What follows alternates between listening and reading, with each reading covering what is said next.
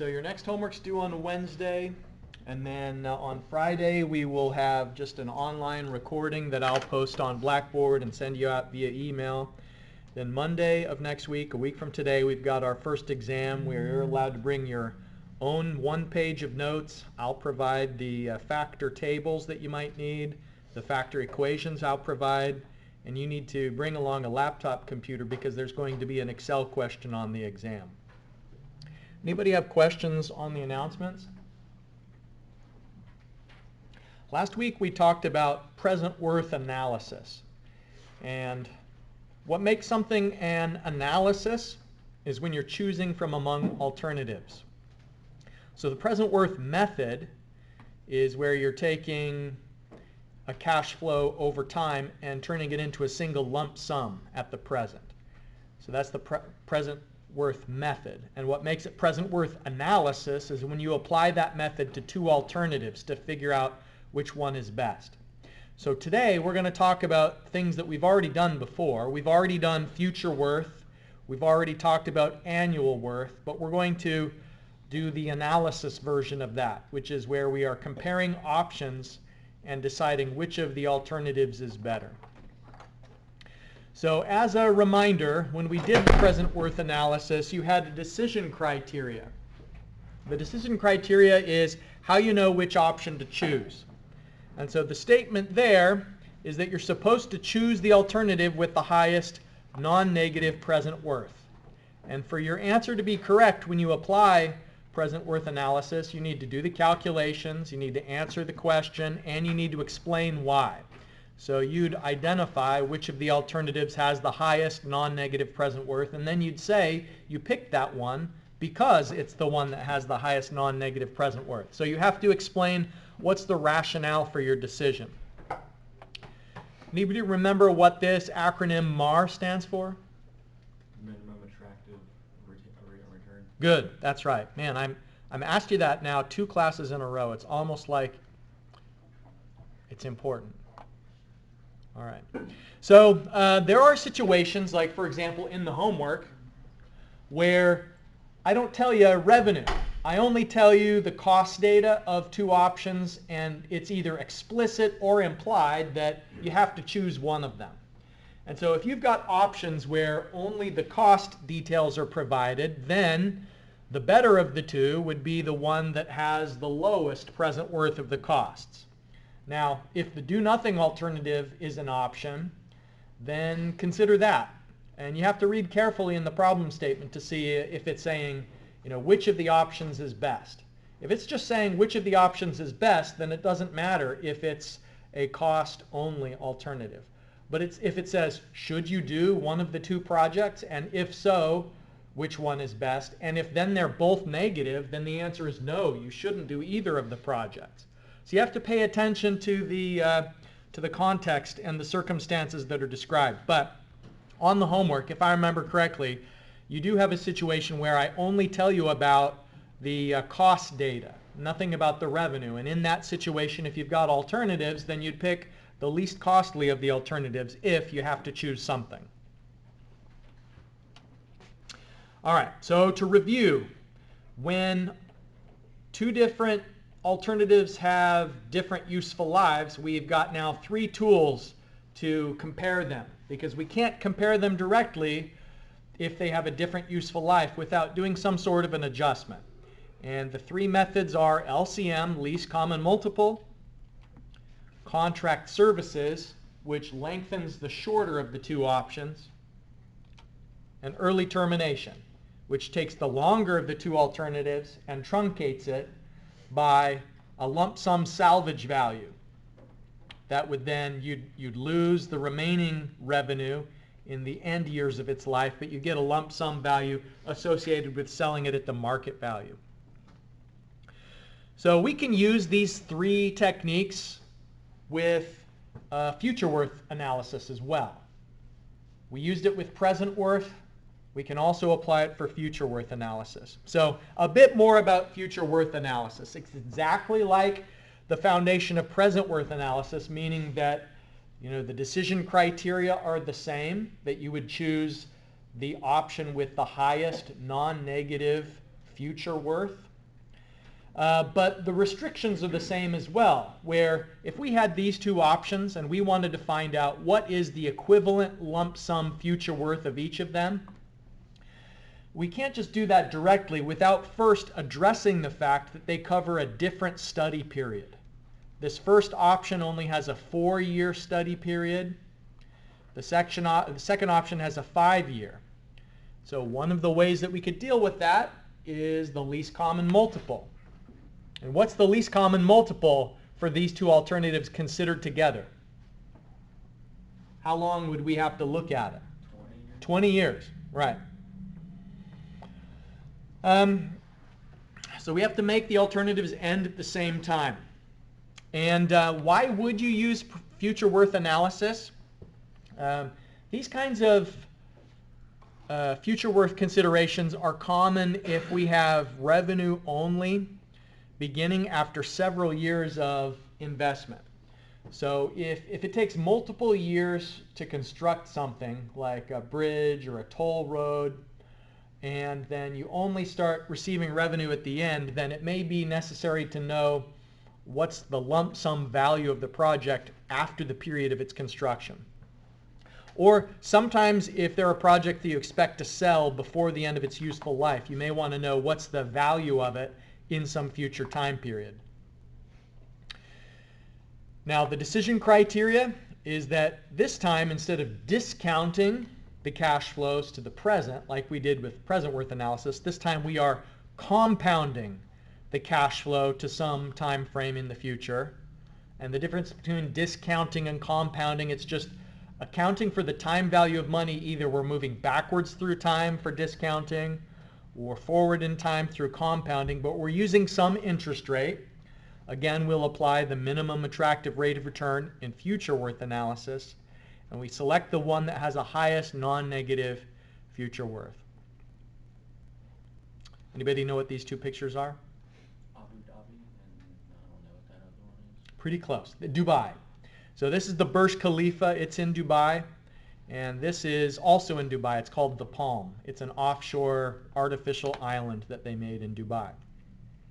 They just basically dredged sand off of the seabed, sprayed it into a pile, compacted the pile of sand, and then started building luxury hotels and fancy houses on it. It's pretty cool. All right, so that's future worth analysis. There's also something called annual worth analysis. And what that means is you take a cash flow and you convert everything to annual terms. So here's like a starting cash flow diagram. It looks like it has some component of it that's already in annual terms. That could be the maintenance. By the way, if you've got your phone out, I'd appreciate it if you set that aside. So you've got some annual maybe fuel costs or operation and maintenance expenses. But then here at the end, there's a future value, maybe salvage. Here's the initial purchase price. Maybe this is a refurbishment expense. In annual worth analysis, you take all of the pieces that aren't already in annual and you annualize it. So you take the lump sum initial purchase price, you find out the annual equivalent. You take the lump sum future value, here the salvage, and you annualize it. And so you're taking all of the expenses and revenues you're going to face for an alternative over the entire study period, and you just find out the annual equivalent of it. And then you can compare alternatives directly when you do that. You actually don't have to apply those three methods that we've talked about, LCM, early termination, and contract services. If you're doing an annual worth comparison, it already kind of assumes repeatability, and you don't have to manually account for it. So, for example, this, you could find the annual equivalent of that with find A given F. Think about your strategy. If you're going to lay out a step-by-step process, the order doesn't necessarily matter. You don't have to start with this one at the end. You could start with the initial purchase price. But let's just say if you started with this salvage value at the end, when you're disposing of the equipment, you annualize that with find F given A. Then this one, maybe the thing to do there would be to take it to times 0. with find P given F. And then you could combine it with this amount that's already at the present, and then you could find A given P with that last one. So think in terms of what's your solution strategy going to be, even before you get out your calculator, before you start referring to the factor tables. Have a game plan in mind at the outset. So this can be used to compare alternatives that have different useful lives, but it automatically assumes repeatability if you apply it in that way. You don't have to make any time adjustments. You can already directly compare alternatives with a different useful life, but all of the same assumptions having to do with repeatability still do apply. So the decision criteria, if you do annual worth analysis, is when all of the cash flows are expressed on an annual basis, and you've used the MAR for the time value of money calculations, and so whether it's compounding or discounting, all of the adjustments, you're applying the minimum attractive rate of return. Choose the alternative with the highest non-negative annual worth. So that's really similar to everything we've used before as a decision criteria. The option that's most profitable is the one that you select. And if only costs are given and you have to select one of the options, then you'd select the alternative with the lowest annual worth of costs. So does anybody have questions so far about future worth analysis or annual worth analysis?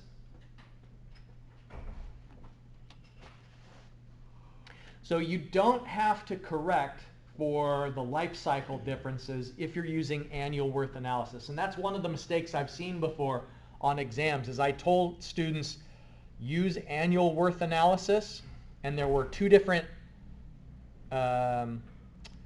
study periods for option A versus option B, and they corrected for the difference in length, but you don't have to. So it's not necessary to change the time frame. You can compare items with different useful lives if you use annual worth analysis, but it assumes repeatability. All right, the last thing I want to talk about today before I give you this in-class exercise, and I want to get it to you as quickly as possible because this is a two-pager. We've got 4 problems today on this in-class exercise because I want to get practice with each of these things. There's something called capital recovery. We'll talk about it several times this semester, and this is it's something that you need to remember. What capital recovery is it's the annual amount of revenue that you'd need to justify purchasing some new equipment. So let's say, for instance, that you're going to purchase a truck, and then after a certain, let's say 7 years, you're going to sell the truck. You're just going to get rid of it, dispose of it, and its market value, there's some amount there. So capital recovery is the annualized cost of ownership, taking into account the initial purchase price and its ultimate salvage value. And so if you're thinking in terms of how much revenue do you need to have, additional revenue to justify that purchase, it would be equal to the opposite of the annualized version of the capital recovery of the initial purchase price and the salvage value. So what you do is, if I give you a purchase price and a salvage value and I say, what's the capital recovery? You annualize the present value and you annualize the salvage value, and it's the difference between the two. So it's a simple concept, but it's just another piece of terminology that's easy to forget because after today it may be a couple of weeks before we talk about capital recovery again, but it'll pop up either on a homework or an in-class exercise, and you're going to have to remember the way to calculate capital recovery is just annualize the purchase price, annualize the salvage value, and find the difference between the two. All right, let me hand out today's in-class exercise.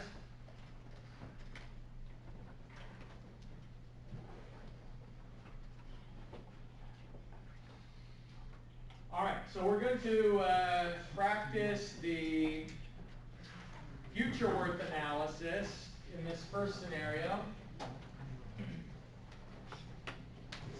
And this is going to be an Excel heavy day. We're going to use Excel a lot. But for this first one, for future worth analysis, we do have to account for the different useful lives. So my recommendation is, you're applying LCM on this first problem. Sketch out on the cash flow diagram that I've provided the cycles of purchasing option B. So draw it right there on the handout before you start putting it into Microsoft Excel.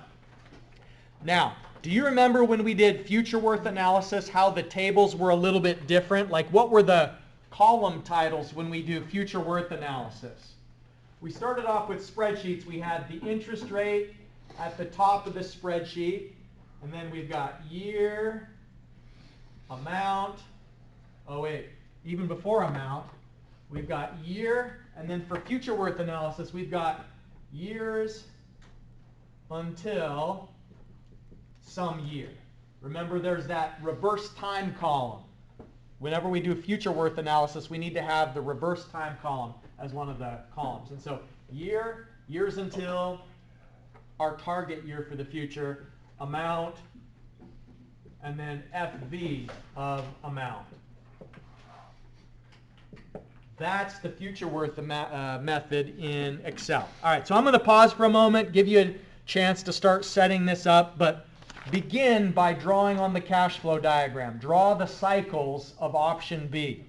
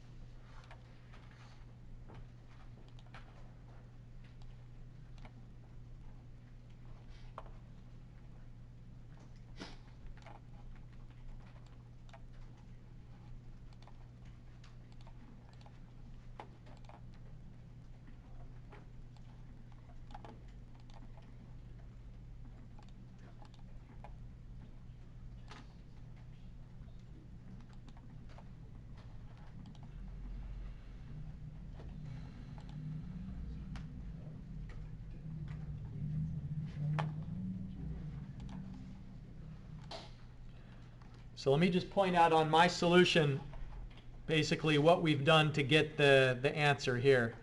So this is a future worth analysis, and so I've got the years and then the reverse time column, which I'm going to use in calculating the future worth. Then this was a given cash flow, and I had to determine this one by doing the LCM. And so in year 3 and 6, it's the net difference between the revenue, the $35 million that we get, and then having to pay $225 million as an outflow. So the difference between the two, if you get $35 million but you're paying $225, then it's a net outflow of $190 million in year 6 and 3. And so then the FV formula, the first area we reference the interest rate, and that's fixed at 7%.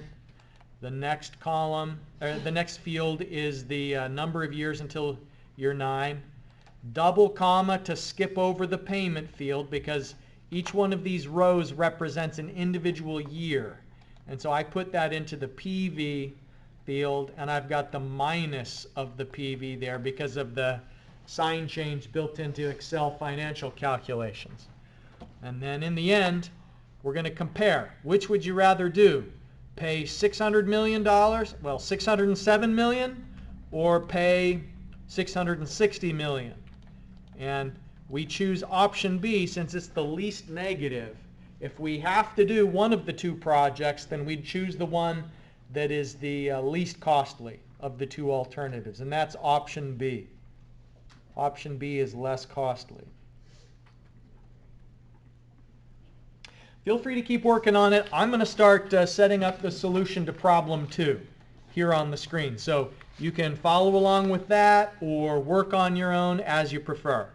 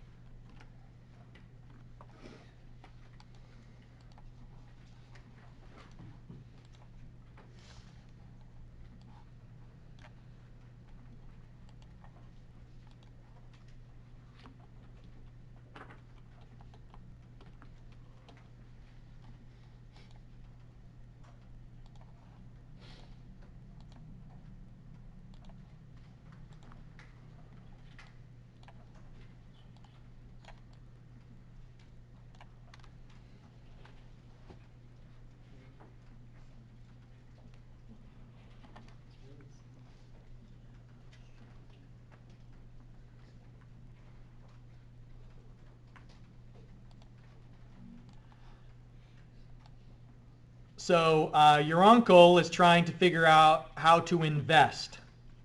Option A, pay $250,000 today, get $33,000 for 11 years. And so I ask you to first of all find the future value of that if the MAR is 4.5%. So compounding everything to the future at 4.5% says that the total value of option A is $51,045.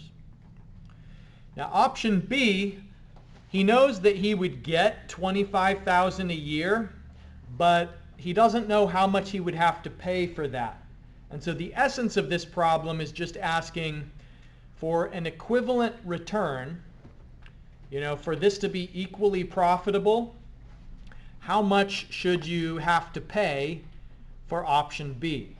It's an investment of a certain sort.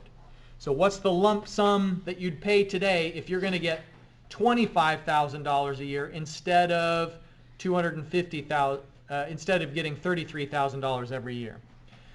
So again, we set it up as just starting with a guess value as the purchase price. And so initially I put in $100,000, but we could say like $1. What if you pay $1 and then you get $25,000 a year every year? So if it's $1, then this would be the net present, well, the cumulative future value of the option.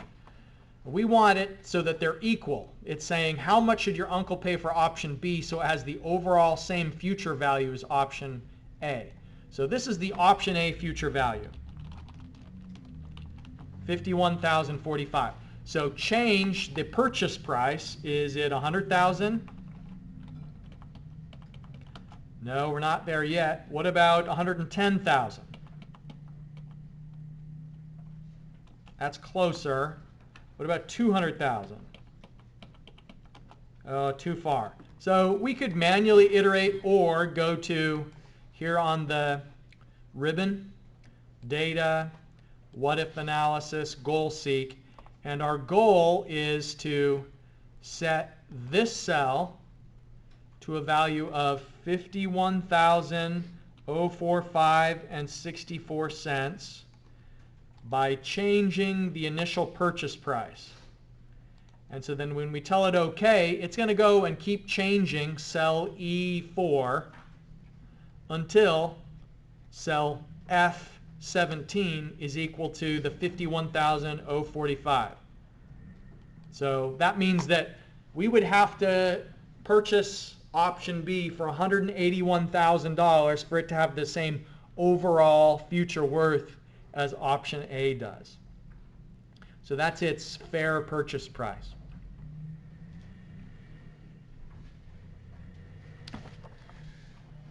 All right, problem 3. We're finding the annual worth. So for this one, it's at 8%, and the 8% table's on the opposite page.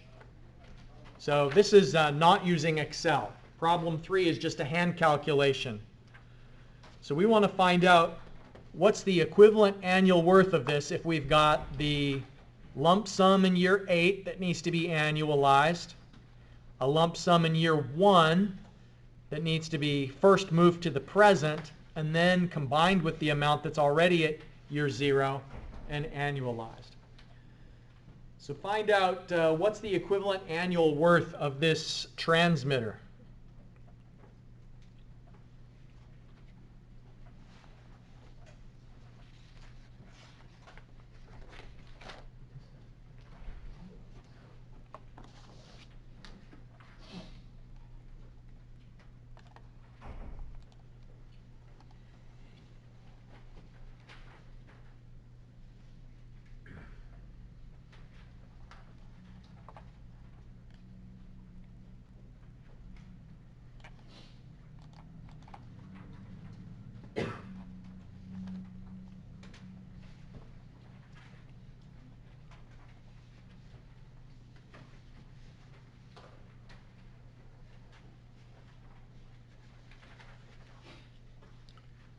we kind of talked through the step-by-step strategy during the lecture part of the class, but then when we actually put the numbers to that, it turns out that the overall annual worth is going to be just over $3 million in costs per year.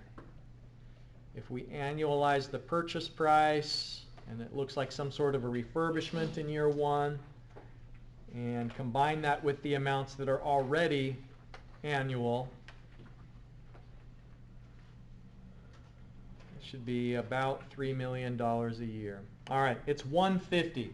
When we get together on Wednesday, we'll continue this last problem with capital recovery. Just getting some practice with annualizing a purchase price and the salvage value. So I'll see you in class on Wednesday. I've got office hours if anybody wants to stop by and ask questions related to homework. I'll be in my office till 4.